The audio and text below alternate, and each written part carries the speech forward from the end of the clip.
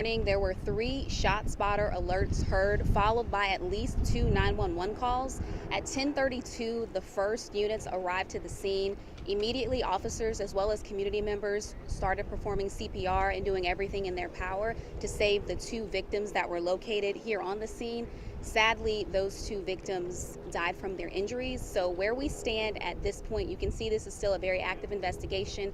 A lot of people are gathered here. We are talking with witnesses. We are working to obtain video and get a good suspect description. What we know preliminary from what we've received so far in the investigation is that there was a small group of people gathered here, and the 2 victims that were identified as well as the suspect, they were engaged in some sort of way before the shots were fired. So everyone involved, as we know at this point, is an adult. The 2 deceased, 1 male, 1 female. And can you speak to whether or not you think this was a random event? It doesn't appear that it was a random, but any act of violence in the community is definitely concerning. I mean, there are friends, community members, people that live here that want to know what's going on and are concerned, and we're concerned as well.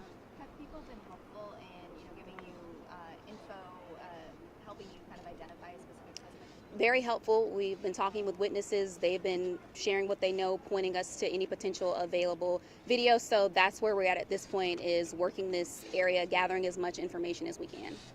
Was there surveillance video from these businesses here that you guys were able to get? Working with the owners here to try to identify that and if it was available to us. And with this being a main roadway, what's the timeline you expect on this staying closed? I do anticipate that it'll be closed for a while, given just the nature of the investigation, and we want to make sure that we're able to get everything that we need.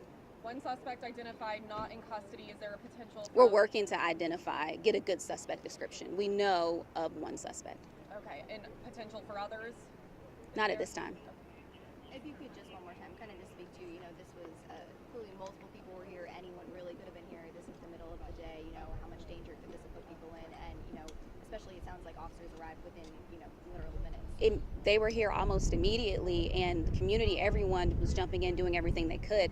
This is not something anyone wants to ever see in their community 10:30 in the morning. No one wants to.